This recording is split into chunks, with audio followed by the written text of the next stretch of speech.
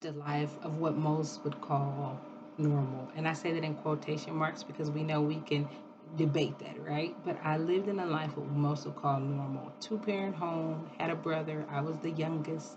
It looked like peachy creams and candy canes on the outside, okay? Middle to upper class family, successful in school, doing well at church, as that's part of my family dynamic. My mother was a musician, my father was a singer. He was in a university, so he's very affluent, teacher, educator, advisor, and it was just the perfect family. At least that's what people would say, and that's at least what people thought.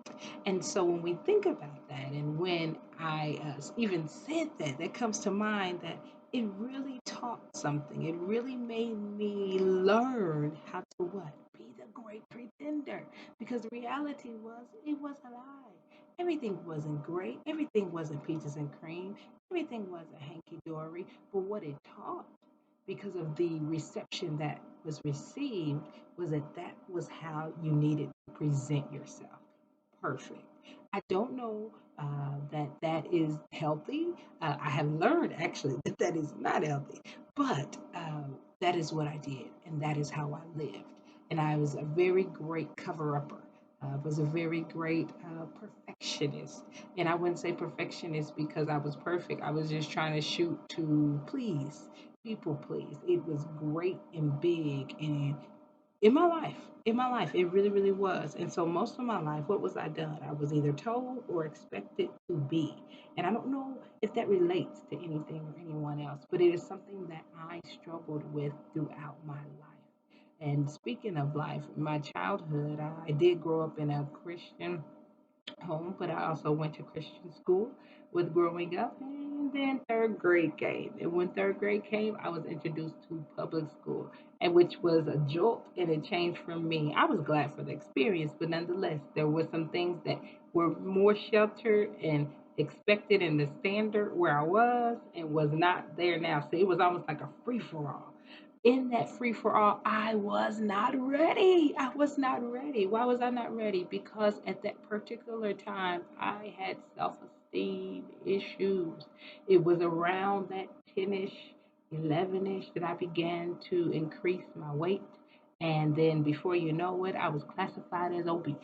I was classified as just unhealthy, and one more than one ways, more than one ways. And so because of that, I really began to struggle in school, not academically, but I struggled mentally because of the pressure that was being put on me, the expectation that I was to be. Not only that, but so if I didn't get it at school where I was expected to be and do a certain thing so I can play a certain sport, so I can get certain friends, so I can be certain things. I was getting it at home. I was getting it at home because I didn't tell you this, but my dad was a marathon runner. And honestly, though he's in his, actually, he'll be 70 this year. He still would run as much as he could. He has had knee replacement because that cartilage due to running, but he cannot do it as much. But he still tries as much as he can to do 8 miles. So that's the kind of pressure, if that gives you an image of what I've been dealing with. And I think because of that, I found myself rebelling. I found myself very abandoned, very rejected, very confused in my identity of who I was. And I share this because it's very easy when things look picture perfect that people assume that people are good. And so what I learned was mask up and look well. As long as you mask up and look well, no one would ask you questions. And the reality is they didn't. But I was hurting. I was screaming. I was crying out, wanting for someone, something to acknowledge me, not for the things that I could do, not for the talents. I could sing, and so people wanted me to sing. I could play. People wanted me to play. I could be the one that was like that. I always had a more caring attitude, and so it was me, the one that was everybody was calling for the advice and for the things. But then in all of that, I was carrying weight. I was carrying what everybody else wanted for me, and I never had a voice. And so I lost my voice throughout this process. And even when I speak about abandonment and take it back, and I think about how I was raised, and though my parents are still together to this day, and 40 plus years, they have their dynamic of how they live. But throughout it, because my uh, dad was in academia and universities, he was not home very often. And I really saw that affect me when it came to identity and development and how those things were. So, emotionally, mentally, I was not getting the reinforcement. And then, so on top of that, let's talk about the boyfriends. I told you that I was getting labeled as obese very early in my life. And so because of that, nobody there wanted me. And I get it. Now it's like big girl season, everybody is feeling it. But in that day, in that hour, it was not being felt. It was actually being disgusted. I was actually being talked about and bullied so bad. Not just that, but we go to family. I guess what my nickname was? Butterball. Butterball. And I would be tormented because one of my family members would tell me, a turtle's gonna come out of your stomach when you sleep. And I tell you I can't tell you how long, I had dreams about a turtle coming out of my stomach. And I'm thinking of all the names to call me, why Butterball? But they said that it was Butterball because when it came to how I was built, that my stomach and the roundness of it was the biggest thing on my body. And so I learned how to just mask up. I learned how to shut down. I learned how to carry the weight of the world. And so I started to notice that those loads that I was carrying was really affecting my health, was really affecting my outlook, was really affecting how I was. And it wasn't allowing me to be authentically me. And authentic living requires us to know, to own, and to love ourselves. These were things I was not getting. These were things I was not looking at. These were things I was not paying attention to. So, what did it for me? What caused me enabled me to say authentically, which is who you really are? What caused me to tap into authentic living? What was that flip in that switch? And you won't believe it, or you may, but it was when I came into the realization my second year in college, because I did finish my bachelor's, I have my master's, and I aim for my doctorate. But when I was my second year of undergraduate, I attempted suicide.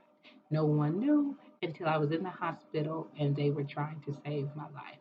And that was a pivotal change in my life. And that was when I woke up to saying, you know what, this self esteem thing, this is my belief about my own self.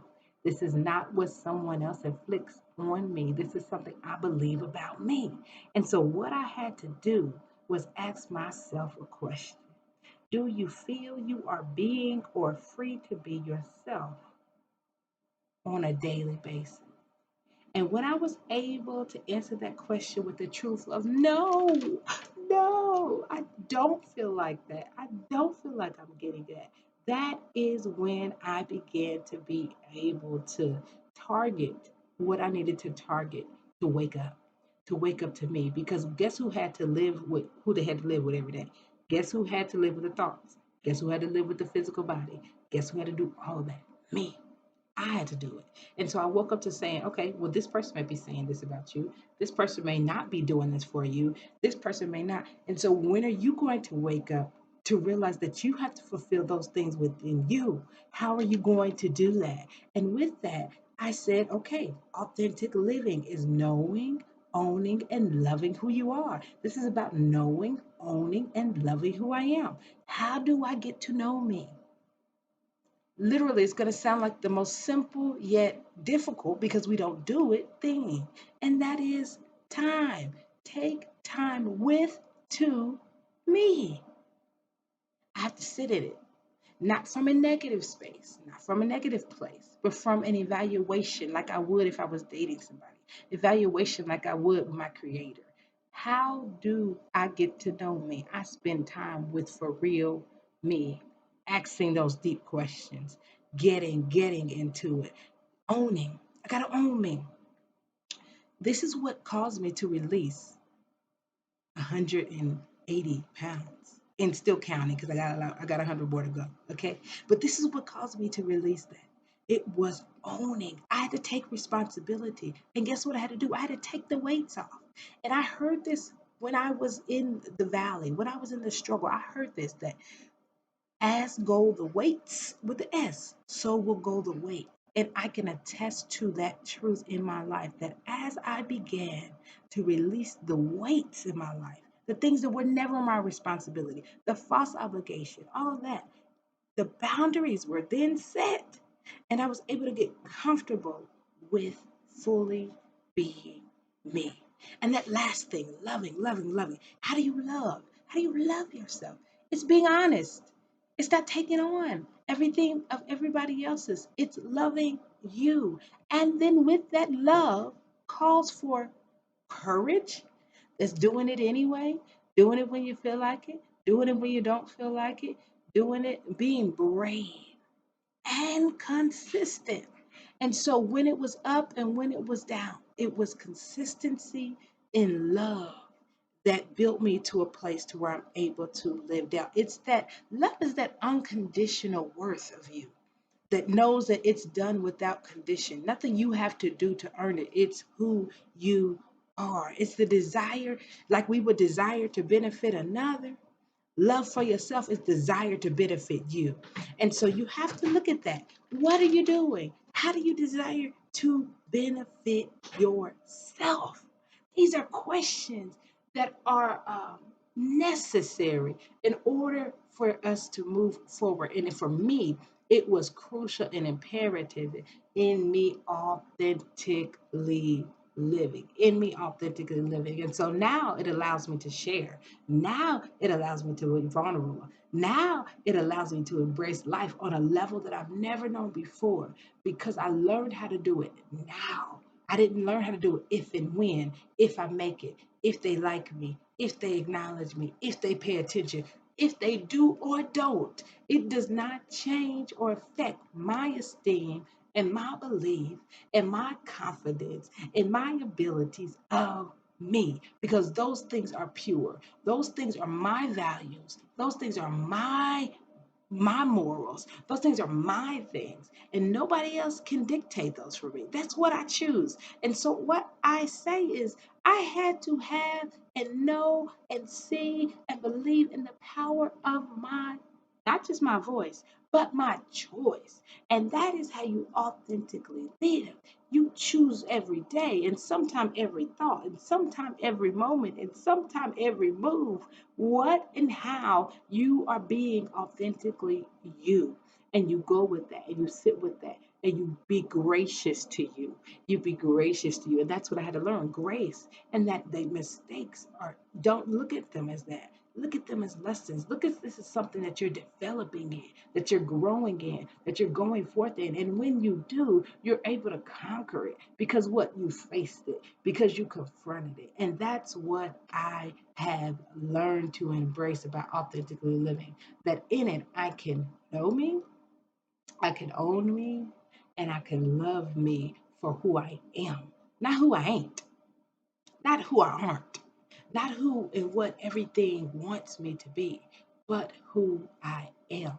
And in that vulnerability is where I gain strength. In that vulnerability is where I'm now able to coach and be everything that I believe was in me all at the same time, but I allow the weights and the waste of everything and everyone else coming in that space that really I'm supposed to inhabit, that really I'm supposed to give the credit to, that really I'm supposed to acknowledge and hone in on and space out and really, really, really accept. No one else can do that for myself besides me, besides me.